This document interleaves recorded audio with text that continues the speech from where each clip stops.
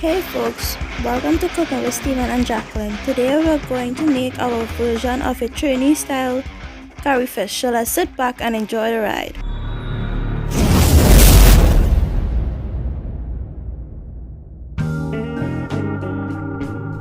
Well folks, let's go prep our curry sauce, and here's our ingredients. You will need ribs, celery with leaves, tomato, onion, salt and black pepper, garlic, saffron, cumin, curry powder, all-purpose seasoning, cayenne pepper, Worcestershire sauce, ketchup, culantro or cilantro, green seasoning, ginger powder, coconut milk, vegetable oil, and golden ray cooking butter. Well folks, let's get the show on the road. Here I have some Chinese celery which I'm going to finely chop with the leaves and all. Here in Trinidad, this is the celery most commonly used, but we do also have the American celery as well with the bigger stalks. You just want to cut the stalks into some fine pieces, and you also want to give the leaves a fine mince. The leaves adds a great flavor to the dish as well. Now that this is done, you just want to add this into the bowl. Next in the pool, I'm going in with a couple of pimento peppers. I'm just going to cut off the stem, cut them into half, and then cut them into some thin slices with the seeds and all. These are great flavored peppers. They add a lot of flavor to your dish. If you can't find pimento peppers, the next option will be a red bell pepper or a green bell pepper. That will work as a great substitute as well. Now that we have gotten our pimentos all chopped up, we're going to add that to the celery. The next ingredient will be one small onion, or in my case here I have half of a medium onion, which I'm going to give a thin slice or a rough chop. Now that this is all chopped up, we're going to add this to the pimentos and celery. Here I got me a small tomato which I'm going to give a rough chop. So guys, this may not be an authentic Trinidadian style version of a curry sauce, but this is the way that I do it here, and we all enjoy it at our household. Well, slicing your tomatoes is pretty simple enough, so I'm going to be doing the next half off camera. Now that we have our tomatoes all sliced up in the pool, here I have a couple cloves of garlic which I'm just going to give a smash and then give it a fine mince. Now you're going to be using 3 sets of garlic and 2 sets of onion in this dish, and you're going to see how this is going to go down later down in the video. Now that our garlic is all minced up, we're going to set this aside in our saucer. Remember I said we're going to be using onions twice? Well, this is it. So you're going to take another quarter of a medium onion and give it a rough chop. Now that our onions are all nicely chopped up, you want to set that aside into the saucer with the garlic. Now we're going to be using our second set of garlic. Here I have 2 cloves which I'm going to be grating into our bowl with all of our aromatics. After grating your garlic, you want to spin that grater around and make sure and get all that garlic goodness into that bowl. Well folks, now that all of our fresh ingredients are all chopped up and into the bowl, now we're going in with the rest of our ingredients. Here I'm going in with half a teaspoon of all-purpose seasoning, followed by a half a teaspoon of black pepper. You can add more or less, whichever you prefer. And for a bit of heat, I'm going with 1 teaspoon of cayenne pepper, and that will kick it up a notch. Here I have 3 tablespoons of curry powder. I'm just going in with 1 teaspoon of this into the pool. Next, I'll be adding some sea salt to taste, probably about a half a teaspoon or so. And for a bit of extra yellow color and flavor, I'll be adding a half a teaspoon of saffron powder. This next ingredient is optional, but I like to add a bit of ginger, so I'll be going in with about a half a teaspoon of ginger powder. This next ingredient is a bit of controversy, but I like to add 1 tablespoon of ketchup. This adds a bit of acidity to the mix. And for a bit of umami flavor, I'm going to use 1 teaspoon of that W sauce or Worcestershire sauce. This wouldn't be a Trini version if we don't add that green seasoning, so I'll be going in with 1 tablespoon of that. Now you want to take a spoon and give this a good old mix and get all those ingredients properly well incorporated together. After giving it that good old mix, you want to take your garlic and onion and set that aside and move on to the next step. Remember I said that we're going to be using garlic 3 times in this recipe, and here we go. I have 1 garlic clove which I'm going to grate, and I also have a few leaves of culantro. You may use cilantro in place of the culantro. So you want to grate your garlic, and now you want to give your culantro and garlic a fine mince. This step is a very important step. It adds a lot of flavor to your dish, as you will see later down in the video. Now all you want to do is put your culantro and garlic into a sauce and set that aside with the rest of things that you need to make your curry sauce. Well folks, we're going to set all these things aside and move on to the next step. And here we go. We're going to be seasoning our fish, and here's our ingredients. You will need white fish, Zatarains, fish butter, Cajun Seasoning, chili flakes, and vegetable oil for frying. Well, for our fish of choice today, we'll be using white fish. I have here about 1.5 to 2 pounds of white fish fillet.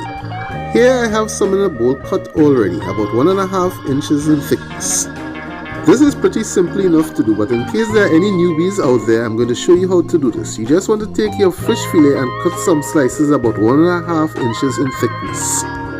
And here's your fish fillets all cut up, pretty simple enough. So boys and girls, it's time to start seasoning our fish. I'll be putting 1 teaspoon of red crushed chili flakes. This is optional of course, but it adds a bit of spice. Next we're going to be adding some Cajun seasoning, about 1 teaspoonful. This is a homemade Cajun seasoning. I will have a link in the description box and also in the iCards above on how to make this. Now this is our next controversial seasoning, but trust me on this one, it adds a lot of flavor to the fish. Now that you have added this, you just want to give your fish a good old mix to make sure that all those seasonings come together. Our breading of choice that we are going to be using to fry our fish today will be Zatarains. Here I already have some in a plastic bag. I'm just adding about 1/4 cup again or so. If you don't have any store-bought breading for frying fish, you can make your own by using 2 parts of cornmeal flour to 1 part white flour. Add some salt and black pepper and garlic powder to taste and you'll be fine. Now all you got to do is add those pieces of fish to the bag, close it tightly, give it a good old shake and make sure that all those fish get properly well coated with that breading. When you feel that your fish is properly well coated, you just want to take them out and lay them into a plate and set them aside. Now I'm going to be doing the other batch off camera. And here's a bit of a close-up of our first batch of fish. Now it's time to head over to the stove, so I'll bring you guys back when we are there. And in a flash, here we are at our stove. I'm adding 1.5 cups of vegetable oil. You may use canola or corn oil if you wish. You want to get your oil temp to at least 350 degrees before putting your fish to fry.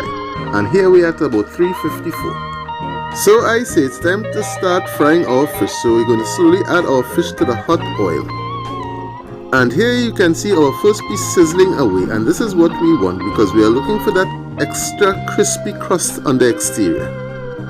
You want to fry your fish at least about 3 minutes per side. So here I'm just flipping them over to make sure we get that even cooking going on. Don't forget to give this video a thumbs up, and if you're new to the channel, hit that subscribe button and click the post notifications for more. And it's time to check our internal temp of our fish. We are looking for 135 to 140 degrees.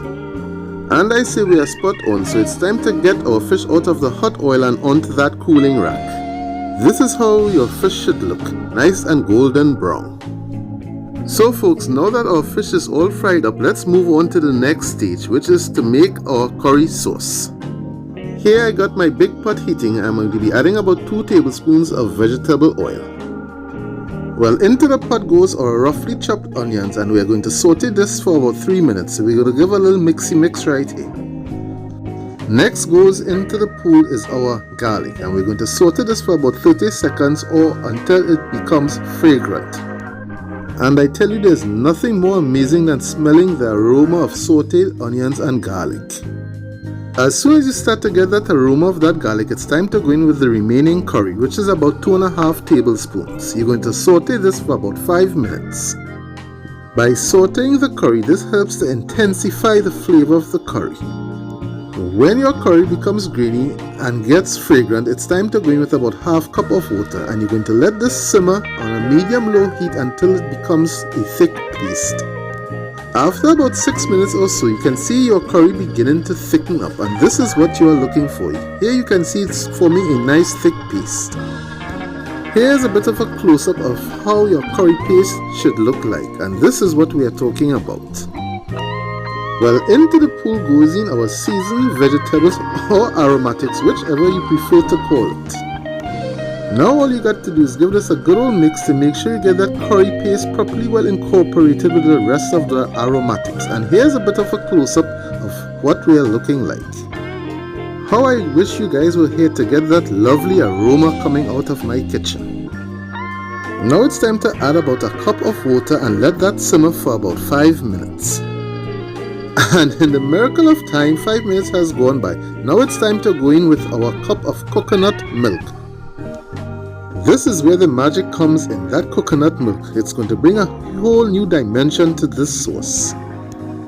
Give this a good old stir and make sure that coconut milk is incorporated. Now we're going in with 1 cup of water and we're going to cover this down and let this simmer for about 5 minutes.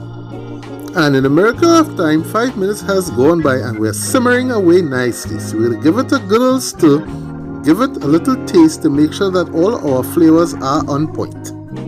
And as my brother Craig from Behind the Garage Barbecue would say, those flavors are popping. I will have a link to his channel in the description box below and also in the iCards above. Here I'm going in with 2 tablespoons of golden ray cooking butter, but if you can't find this, you can leave this out of course. And now for the star of our show, we're going to start adding our pieces of fish to our delicious curry sauce and let that simmer on a low heat for about 5 minutes. Now that all of our fish is in the pool, we want to give this a gentle mix and make sure that we get each piece of that fish properly well coated with that delicious curry sauce. And in a miracle of time, 5 minutes has gone by and our sauce has thickened up nicely. So now it's time to turn off our stove, and remember that culantro and garlic we had finely chopped up. We're going to be adding this to the dish. Last but not least, we're going to be also adding a 1/4 teaspoon of cumin, and this is going to take it to a whole new dimension here, guys. We are talking about levels of flavor. Once again, give this a gentle mix to make sure that all those flavors marry together. I say it's time to get this off of the stove into a bowl. We're going to go across to the counter, get it plated up, fasten our seatbelts and get ready for a drive-by. Let's go!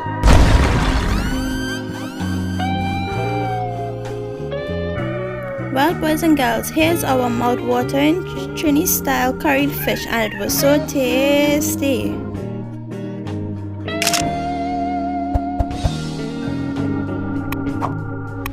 I hope you all enjoyed the video. Like, comment, and don't forget to subscribe and turn on the post notifications for more videos. See you all on our next cooking journey, and we're out until next time.